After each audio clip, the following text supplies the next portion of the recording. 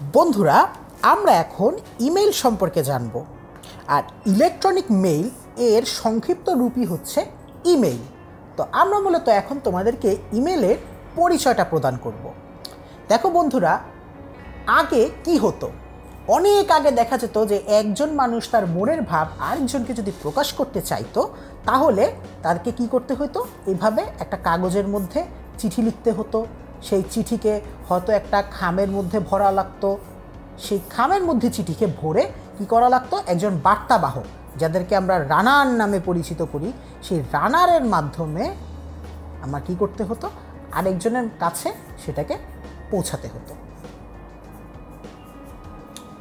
এইভাবে আমরা দেখা যেত যে এর অনেক আগে প্রাচীন যুগে এইভাবে আমরা হয়তো একজনের মনের কথা আরেকজনকে প্রকাশ করতাম। এই রানার কি করতো, রানার তোমার মনে করে যে রাতের বেলা এই চিঠিটি কোনো এক জায়গা থেকে নিয়ে তারপর দৌড়ায়, যে তার নাম হচ্ছে রানার। এখান থেকে আসলে রানারের নামকরণটা এসেছে।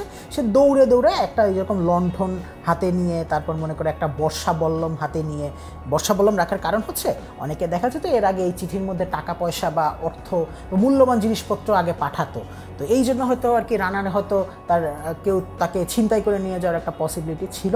সেই কারণে রানার কী করতো, এরকম বর্ষা বল্লম এবং লণ্ঠন এগুলো হাতে নিয়ে রাতের বেলা তোমার দৌড়ে এক শহর থেকে আরেক শহরে যেত এবং অন্যের কাছে বার্তা, চিঠি বা এরকম ডকুমেন্ট এগুলো পৌঁছে দিত। এরপরে দেখা গেল যে রানারের পরিবর্তে যখন যানবাহন এসে পৌঁছালো, মানে যানবাহন হলো যখন, তখন দেখা গেল যে এই রানারের পরিবর্তে তখন এই তোমার চিঠি বা ডকুমেন্ট এগুলো হচ্ছে যানবাহন, ডাকবাহী গাড়ি যেগুলো, সেই গাড়ির মাধ্যমে হয়তো এই চিঠিপত্রগুলো আরেকজনের হাতে পৌঁছানোর ব্যবস্থা করা হলো। কিন্তু এই দুটো ক্ষেত্রে দেখা যেত যে তুমি তোমার মনের ভাব কিন্তু রিয়েল টাইম, মানে সাথে সাথে কিন্তু এখান থেকে এখানে পাঠাতে পারতে না, হয়তো একটা ডিলে হতো। মানে এখান থেকে এখানে পাঠাতে আমার হয়তো 1 দিন 2 দিন বা ক্ষেত্র বিশেষে 20-15 দিনও কিন্তু তোমার লেগে যাওয়ার একটা পসিবিলিটি ছিল। যেমন মনে করো যে আমার নিজেরই ছোটোবেলায় আমি দেখেছি যে আমার মামা চাচারা অনেকে হয়তো তোমার সৌদি আরবে থাকতেন, তারা কি করতেন, যখন আমাদের কাছে চিঠি এসে পৌঁছাতেন দেখা যেত সেটা আমাদের কাছে আসতে আসতে 20 দিন চলে যেত।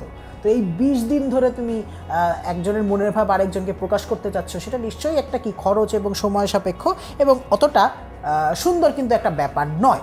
তো এই ব্যাপারগুলোকেই তোমার অ্যাভয়েড করার জন্য বা এই ব্যাপারগুলো থেকে পরিত্রাণ পাওয়ার জন্য দেখা গেল আমাদের এই ইলেকট্রনিক মেইল বা ইমেইলের উদ্ভব হলো, যেখানে আমরা এখান থেকে এখানে বার্তা পাঠাবো কিন্তু আমার কোনো টাইম লাগবে না। আমি একটা বাটন প্রেস করার মাধ্যমে এখান থেকে এখানে, মানে আমি যাকে পাঠাতে চাচ্ছি তার কাছে মনের ভাব প্রকাশ করে দিতে পারবো এবং সেই ভাব প্রকাশের মাধ্যমটা হবে হচ্ছে ইন্টারনেট ব্যবহার করার মাধ্যমে আমি ইমেইলের সাহায্যে আমার মনের ভাব বা বার্তাকে বা কোনো ডকুমেন্টকে খুব সহজে আরেকজনে প্রকাশ করার প্রক্রিয়া হচ্ছে ইলেকট্রনিক মেইল বা ইমেইল। তো এটার বৈশিষ্ট্যগুলো কী কী, তাহলে আমরা এসব দেখি। যে সবার সাথে খুব দ্রুত আমরা যোগাযোগ করতে পারবো, কোনো স্ট্যাম্প, পোস্টকার্ড, এনভেলপ বা ডাকপিয়ন বা রানার বা কোনো গাড়ির, ডাকবাহী গাড়ির, এগুলোর কোনো কিছুর প্রয়োজন নেই। শুধু হয়তো এর একটা অ্যাড্রেস, মানে যে ইউজার পাঠাবে তার একটা অ্যাড্রেস এবং যার কাছে পাঠাবো তার একটা অ্যাড্রেস লাগে। এটা একটা ভার্চুয়াল অ্যাড্রেস বা ওয়েব অ্যাড্রেস, এটা একটা লাগবে। এ সম্পর্কে আমরা একটু পরে জানবো।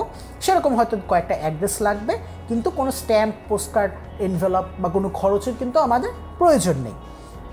এবং ইন্টারনেটকে মাধ্যম হিসেবে ব্যবহার করার মাধ্যমে চিঠি, ডকুমেন্ট, চিত্র, আমরা চিঠিও পাঠাতে পারি, আমরা বিভিন্ন ডকুমেন্ট পিডিএফ ফরম্যাট আকারে পাঠাতে পারি, কিংবা ছবি আমরা পাঠাতে পারি। মানে মনে করো তুমি আজকে আহসান মঞ্জিল তুমি দর্শনে গেলে বা তুমি মনে করো যে আহসান মঞ্জিলটা তুমি দেখতে গেলে, তো তার কিছু ছবি তুমি মনে করো দূর দূরান্তে থাকা চট্টগ্রামে তুমি তোমার কোনো একটা বন্ধুকে পাঠাতে চাচ্ছ, তুমি কিন্তু সহজেই ইলেকট্রনিক মেইল বা ইমেল ব্যবহার করার মাধ্যমে এক বাটনের চাপে তুমি এই কাজটা করতে পারবে।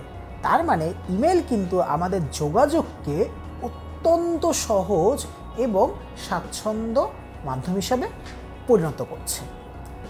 তাহলে আজকের মতো এই পর্যন্তই। ইমেল কিভাবে কাজ করে কিংবা আরও তথ্য প্রযুক্তির আরও নানা রকমের জিনিস সম্পর্কে জানতে হলে তোমরা অবশ্যই আমাদের সাথেই থাকবে।